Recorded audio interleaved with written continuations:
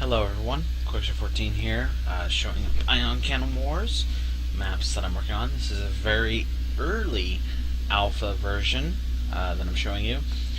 Just FYI, if you follow my tutorials, they will be following this map. This map, its latest version, you should be able to find on Starcraft2master.com. This is not considered a playable version, that's why it's not published. Right now it's still early alpha, still in testing phases, still in development. But I figured I'd show you what I have here. Go on. So, the purpose of this map, this is a custom scenario basically, and it's kind of your base versus base map. The goal is 2 players or 1 player versus AI, hopefully. I'm going to explain the premise, the main points, and what I have working implemented so far. So the primary purpose of the map is to destroy your enemy's command center.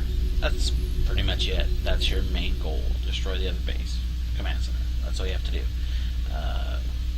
There are various functions and various things in there in order to make that either easier, more difficult, whatever.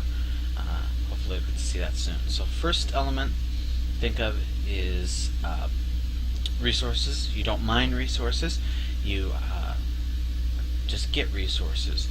First, as you can see here from this floating text and from down here, each command center gives a small amount of minerals and gas every 2 seconds, and it's added to your inventory. That's been a while, so that's why it's up that high.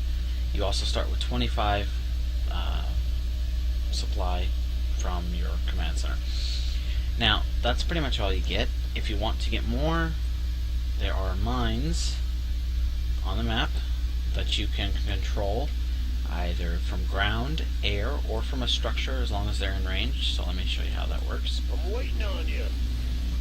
As you can see from this map, they're both bases on both sides, pretty much the same size, and there is a short path to each base, and there's a long path to each base via ground. So hopefully that'll create some elements. All that.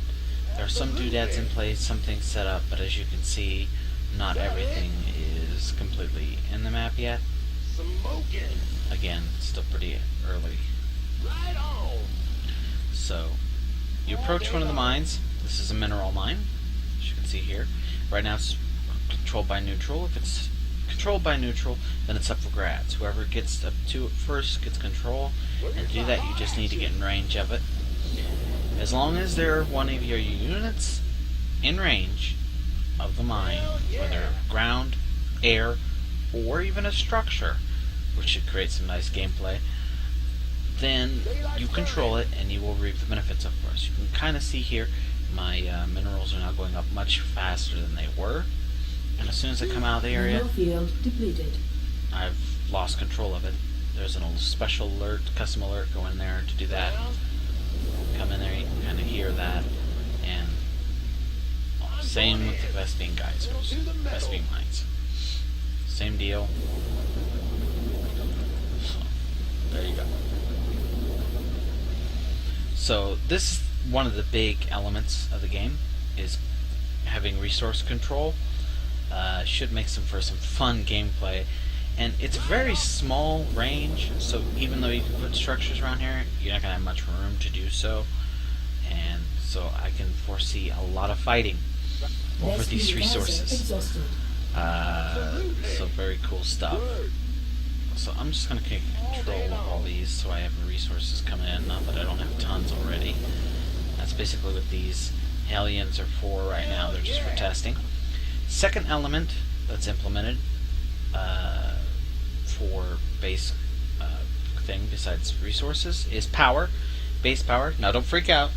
Base power has to do with automated units like your ion cannon. Of course this is Ion Cannon Wars, so there is an ion cannon. Hasn't been fully implemented yet, but it will play an important role in the game to cause chaos basically. So all automated units like the ion cannon, like supply depots, like your engineering bay, even some units like drone units like the Raven, stuff like that is going to require base power. You can have a maximum of 100 base power, as you can see here in your power dialog. I'll go over more of that in a minute. So that right now that's the maximum. I can always change it. There's plenty of room for that. When you build your reactors, your fusion reactors from your command center. You can only have 5, and they are all positioned down here. You cannot build in this area either. It's been painted basically in the editor, so you cannot build here to prevent any stupidity. So it could be an interesting element because of that. So right now, the minerals and the time that it takes to build and rebuild your fusion reactors and to link them are for testing reasons only, very short and very small. But to simply build another fusion reactor, you're going to click that, and it's going to build it up, as you can see here. Now they're always set in these spots. They do not move. They're always here. It's the same for the other player. Okay, so their ion cannons right over here, and their fusion reactors will be set up right here. Same deal. Okay, does not move. So once a fusion reactor is built, it is unlinked. Now, I thought this would be another interesting element to it, because instead of just straight destroying the fusion reactors, maybe they'll have some units, some saboteurs, like ghosts or something, that have an ability to unlink fusion reactors and cause disruptions to your enemy's base power. Whatever.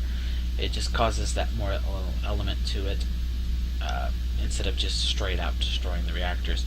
So they all start unlinked. Simply link them. Again, you just click on the reactor and click on this. Again, it will take resources and time, and again, these are just testing, so they don't do much, but each reactor pretty much gives 20 power, so you get 100 total of 5.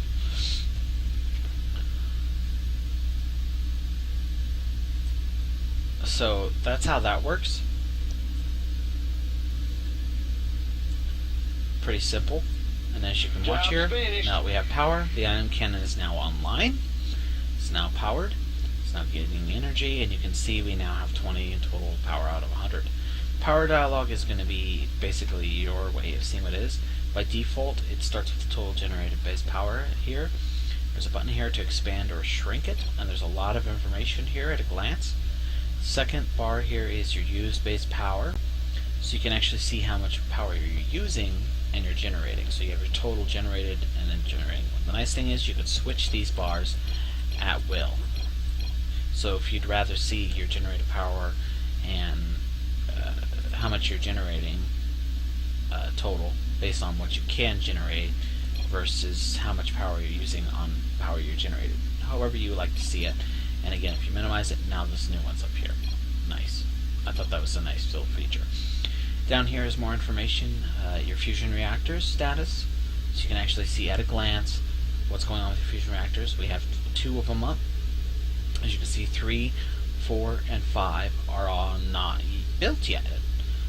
So we have online, it's fully operational, fully linked, and then reactor 2 has not been linked yet. So it shows that by having a yellow background and this like red box of energy here.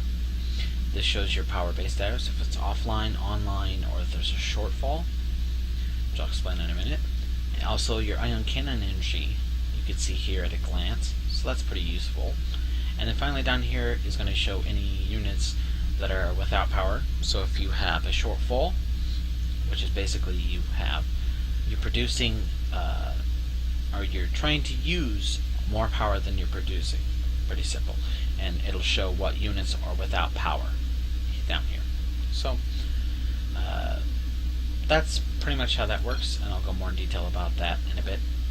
The other element that isn't fully realized yet, that I still need to implement more, is your hero. I call him a commander right now. He does have a fully working inventory, as you can see here. And right now you can actually equip 2 weapons. Armor, everything else. He just hasn't. I haven't really fleshed him out yet. I started working on him, and I kind of had to restructure that. He has a backpack right now. I don't know how much that'll stay in. Placeholder stuff here. Because when you start with your commander. You're going to start with your hero, your command center, your ion cannon, and 1 fusion reactor unlinked. That's what you're going to start with. Also with a certain amount of resources. Don't know how much you have yet. You cannot build SFEs without an engineering bay. So, pretty important. So you actually can build basic structures with your hero here. And again, he's not fully eliminated.